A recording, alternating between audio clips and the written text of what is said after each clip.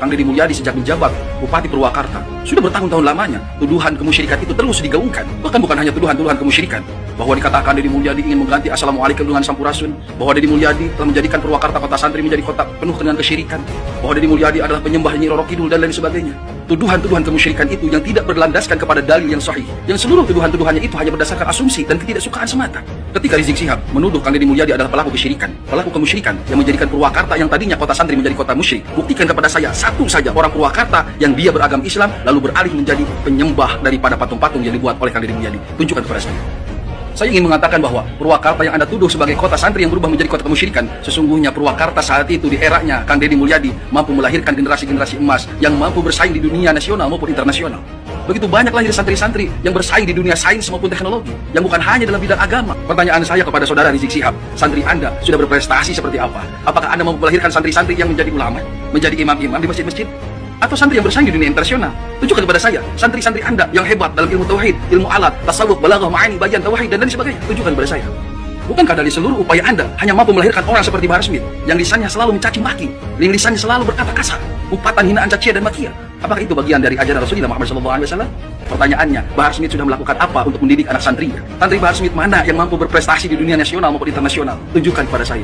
Jangankan muridnya, Bahar Smithnya saja. Coba tolong bacakan Al-Fatihah dengan lugas dan jelas. Seperti halnya imam-imam di Masjidil Haram misalnya. Orang-orang yang tidak lagi merasa malu tentang agama, menuduh orang lain seperti ini dan seperti itu, tetapi tidak bercermin kepada diri sendiri, adalah orang-orang yang justru sedang melukai keislamannya. Dari kalangan mereka, siapa yang hari ini menjadi imam di masjid-masjid agung, di masjid-masjid besar? Apakah ada sejarahnya dari kalangan mereka menjadi imam besar di Masjid Istiqlal? Saya belum pernah menemukan. Atau di masjid-masjid besar lainnya, adakah suara indah yang mereka lantunkan untuk memimpin sholat? Apakah di sini ada yang pernah mendengar baik Rizik Syihab, Bahar Smith, dan CS-CS-nya itu pernah menjadi imam di masjid-masjid besar? Apakah pernah mendengar lantunan suara indahnya yang menyejukkan hati ketika memimpin sholat? Tunjukkan kepada saya. Kita bangsa Sunda sudah memiliki sejarah panjang tentang peradaban bangsa kita, dan bangsa kita, kami selaku bangsa Sunda tidak pernah mengenal yang namanya zaman jahiliyah. Leluhur-leluhur kami memiliki adab yang begitu tinggi tentang kesopanan dan santunan, bagaimana menjaga lisan dengan mengatakan dalam sebuah filosofi nunda letah satu kangen sirah. Kami memiliki peradaban yang jauh lebih luhur daripada kalian yang baru datang hari ini, yang sekonyong-konyong datang lalu memusyrik-musyrikan tradisi kami, peradaban kami. Itu merupakan bentuk warisan leluhur budaya bangsa, dan itu dikatakan mupusti bukan migusti. Anda katakan sebagai sebuah kemusyrikan, lantas bagaimana dengan kaum-kaum Anda yang memperindah kuburan-kuburan, mendatanginya, menghiasi kuburan, mencium patok-patok kuburan, berdoa di dalam kuburan? Apakah itu ajaran dari baginda Rasulullah Muhammad SAW? Dan mendatangi kuburan-kuburan tersebut secara berkala, bahkan setiap minggu mendatangi berkumpul dengan mengembangkan musik-musik di dalam kuburan, menghias kuburan begitu indah, melebihi daripada sahabat-sahabat yang soleh yang dijamin masuk surga. Belum lagi kesesatan-kesesatan khurafat yang dibuat, yang karomat-karomat itu melebihi daripada mukjizat yang Anda selalu menggaung-gaungkan tentang kemuliaan leluhur kalian, bisa mengeluarkan rantai emas lah dari langit, menurunkan air hujan susu lah dari langit, dan khurafat-khurafat lainnya yang menjadi doktrin keagamaan bagi para pengikutnya. Sebenarnya pelaku kesyirikan itu siapa? Kami bangsa Sunda yang menjaga tradisi, dan itu pun hanya sesekali, ataukah kalian yang senantiasa setiap waktunya mendatangi kuburan leluhur-leluhur kalian, memuliakan leluhur-leluhur kalian, mengatasnamakan karomah, bisa ini, bisa itu dan sebagainya? Dan bahkan yang paling merusak akidah adalah tatkala seseorang meninggal ditanya marrobuka, jawabnya adalah Habib Ali bin Anu bin Anu bin Anu bin Anu. Seperti itu akidah yang Islam yang benar. Seperti itu bukan bentuk musyrikan. Coba tolong jelaskan dengan rinci dan jelas. Assalamualaikum warahmatullahi wabarakatuh. Bismillah, alhamdulillah, wa la hawla wa la quwwata illa billah, asyhadu an la ilaha illallah wahdahu la syarika lah, wa asyhadu anna sayyidina wa nabiyyana Muhammadan abduhu wa rasuluhu alladzi la nabiyya ba'dah. Allahumma salli ala sayyidina Muhammad wa ala ali sayyidina Muhammad, amma ba'du. Para saudara-saudariku sebangsa setanah air dimanapun kalian berada, para sahabat-sahabatku, para subscriber, para netizen yang budiman, selamat datang kembali di channel Gus Hasan Asyarif Official. Semoga kita selalu dalam keadaan sehat jasmani dan rohani kita, dimudahkan segala urusan kita, dilancarkan rizki kita, dan diberkahi hidup kita fid dini wad dunya wal akhirah. Amin Allahumma amin. Pada kesempatan video kali ini teman-temanku sekalian, saya ingin menyampaikan dan mengucapkan turut berduka dan berbelasungkawa terhadap terjadinya tragedi di Pemalang, baik dari kalangan FPI maupun PWILS yang menjadi korban atas provokasi-provokasi yang tidak bertanggung jawab dari oknum-oknum yang menjadi orang-orang yang tidak menghargai dan tidak menghormati kedaulatan hukum di negeri kita. Jadi bagi saya, sebagai putra-putri bangsa, kita harus bersyukur dan menjaga kedaulatan hukum yang berlaku di negara tercinta kita ini sebagai bentuk rasa hormat dan terima kasih kita kepada para pendiri bangsa dan juga pengorbanan para pejuang kemerdekaan. Karena apa yang kita hadapi pada saat ini, yang kita alami dan kita nikmati, ini adalah hasil dari jerih payah perjuangan para pendiri bangsa dan para pejuang-pejuang kemerdekaan. Nah, kembali kepada kasus atau tragedi di Pemalang. Ini yang menjadi korban adalah putra-putri bangsa kita sendiri, teman-teman. Di mana mereka ini sebenarnya adalah korban dari manipulasi politik egosentris dari beberapa kalangan. Padahal jelas kalau kita mau mengukur ya siapa yang benar, siapa yang salah, tidak tepat rasanya. Tapi kita lebih kepada berbicara tentang konsekuensi hukum yang berlaku. Jelas kalau melihat konsekuensi hukum yang berlaku, maka Habib Rizik dan FPI-nya itu bersalah, teman-teman. Kenapa bersalah? Karena jelas FPI itu adalah organisasi yang dilarang oleh pemerintah kita dan dibubarkan oleh pemerintah kita. Walaupun kemudian dia itu berkamuflase dari Front Pembela Islam menjadi Front Persaudaraan Islam, tetap saja atributnya masih atribut yang sama seperti yang digunakan di FPI. Artinya, secara konsekuensi hukum, mereka ini sudah melanggar terhadap hukum yang berlaku di Indonesia. Artinya mereka ini adalah organisasi ilegal karena tidak punya izin. Anehnya, pemerintah setempat kok memberikan izin adanya pengajian Habib Rizik beserta dengan FPI-nya. Nah, ini yang perlu dipertanyakan, teman-teman. Jadi, kami di sini tidak menyalahkan siapapun dan tidak membela siapapun. Tapi kita mengajak untuk introspeksi diri.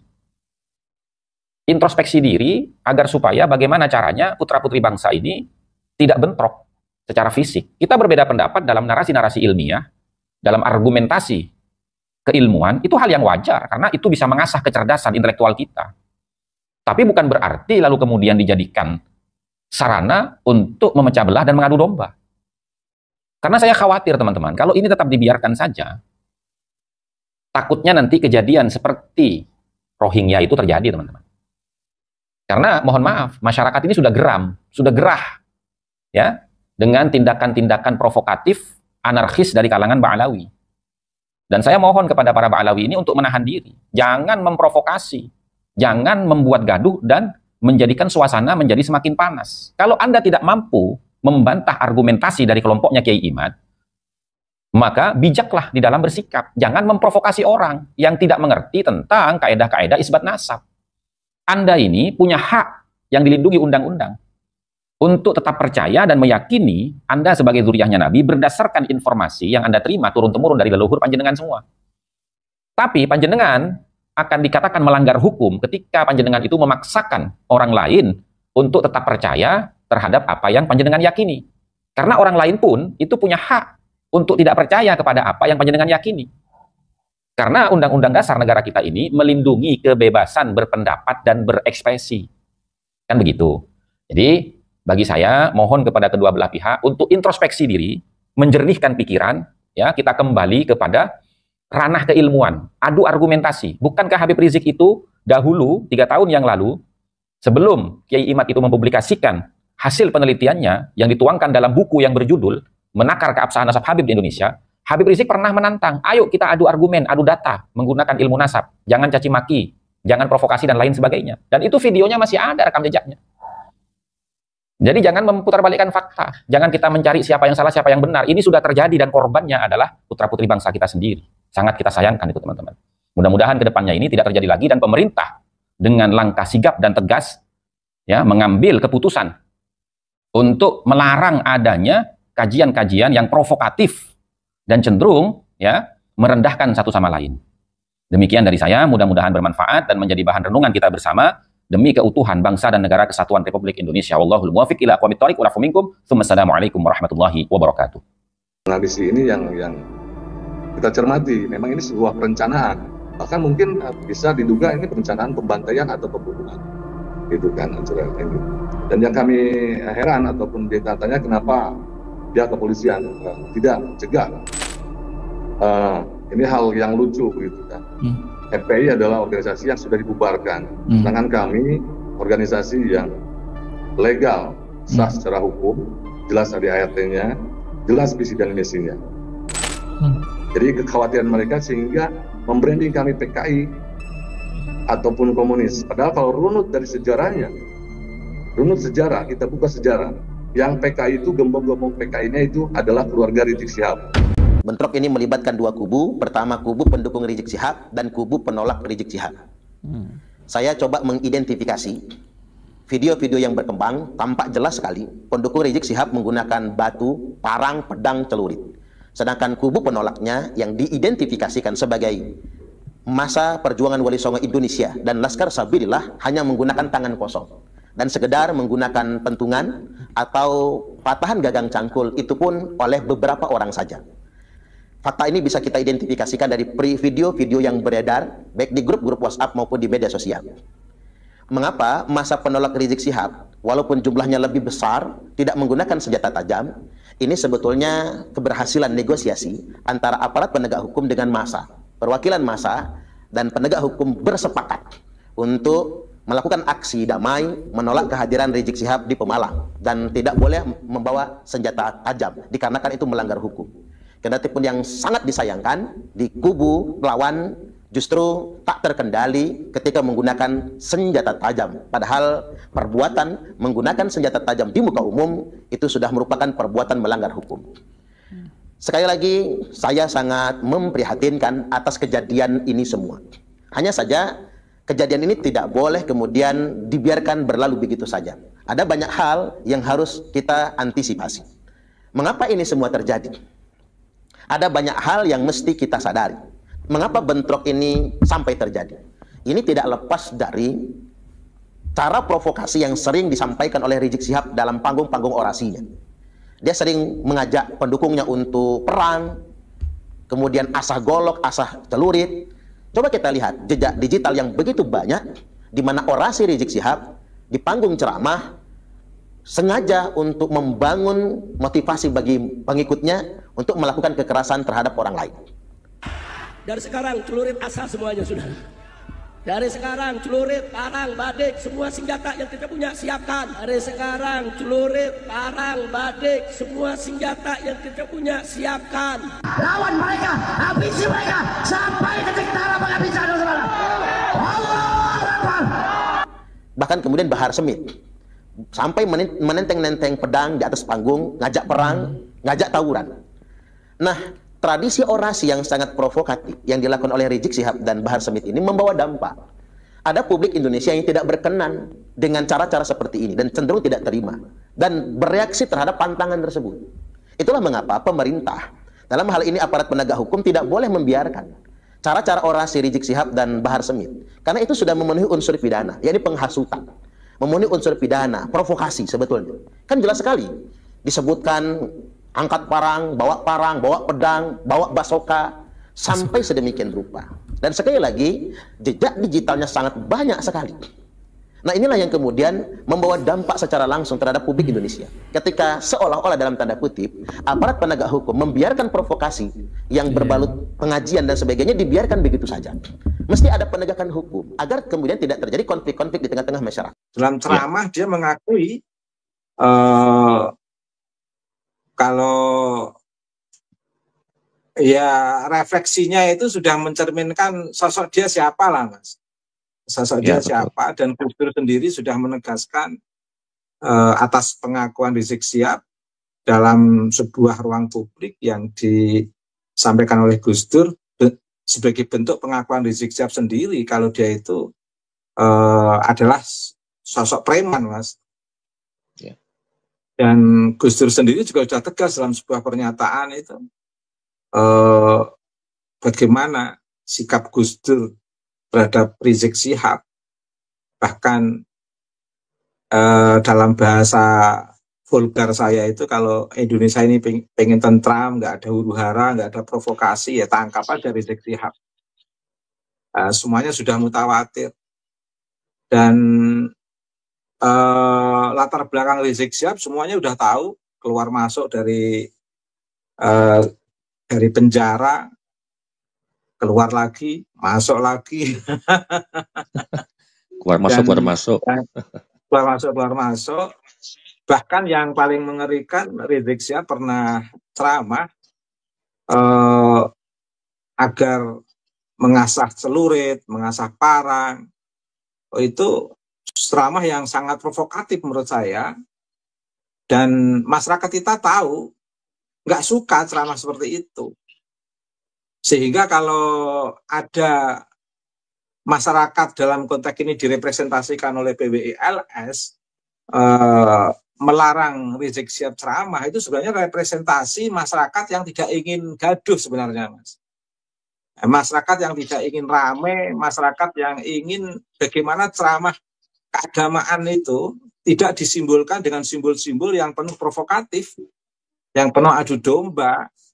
Karena ceramah-ceramah yang penuh adu domba dan provokatif, selain mengoyak ketertiban masyarakat, mengganggu ketenangan masyarakat, itu juga mencederai pola keberagamaan yang notabene mengajarkan untuk mengedepankan akhlakul karimah, etika, sopan santun, menghargai kemanusiaan, keadilan, dan kesetaraan, menegakkan maqasidus syariah, jangan hanya berkepentingan pada kelompoknya sendiri, santun dalam mengkritik, santun dalam berkomunikasi, lebih-lebih pada pemerintah, pada penguasa. Semuanya itu dalam cermin Rizik Syihab kan semuanya sudah menyaksikan. Terakumulasi dari ceramah-ceramah beliau itu mencerminkan gambaran-gambaran yang saya sampaikan itu tadi. Nah, masyarakat nggak ingin terjadi pembiaran terhadap ceramah-ceramah Rizik Syihab yang penuh provokasi, Mas. Itu wajar itu sangat wajar itu, sangat wajar. Nah, elemen yang kedua adalah elemen FPI. Di situ ada banyak ornamen, simbol yang notabene sebagai organisasi yang